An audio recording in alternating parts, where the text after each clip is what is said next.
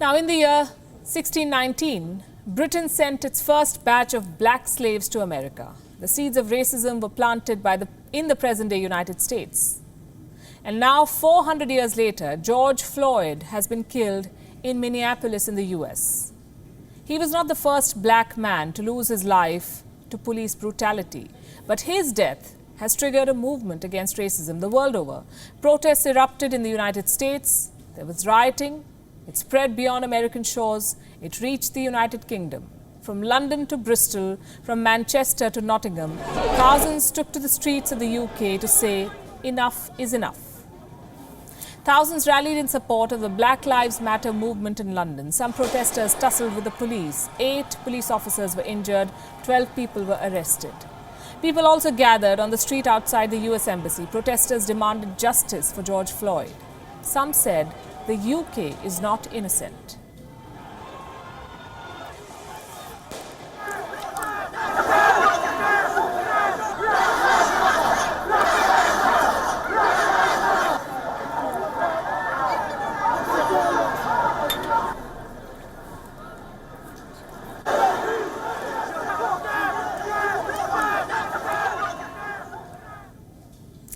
Well, they aren't wrong. At least 70% of ethnic minority workers in the UK claim that they have faced racial harassment at work.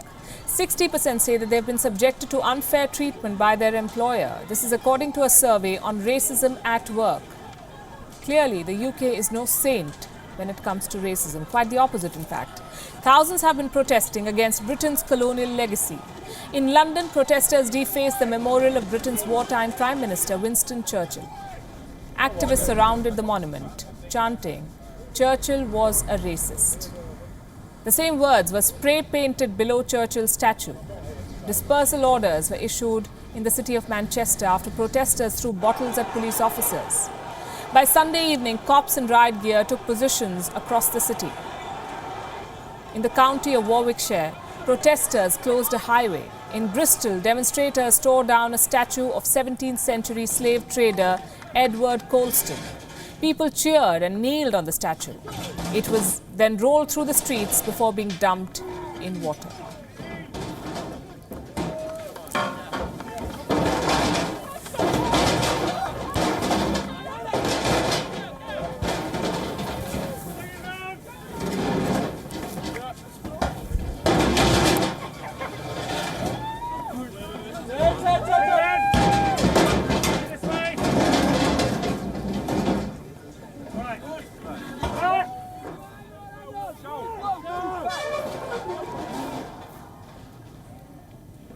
Britain's Home Secretary Priti Patel called this act utterly disgraceful.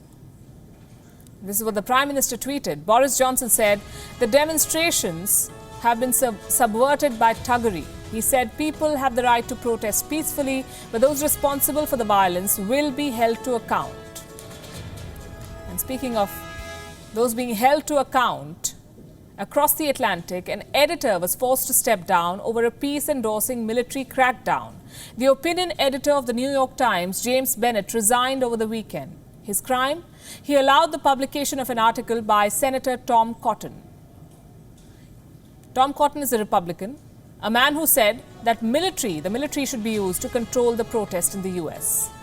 The write-up was met with outrage, both at the New York Times and outside. Bennett later admitted that he had not read the piece before publishing it.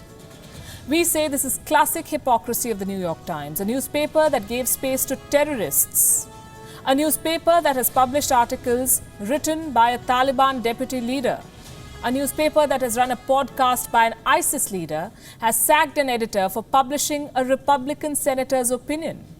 What gives? Anyway, going back to Britain, and the moral of the story, you sow what you reap. Britain is engulfed in the flames of racism centuries after it lit the fire of xenophobia. As for the editor, well, too bad.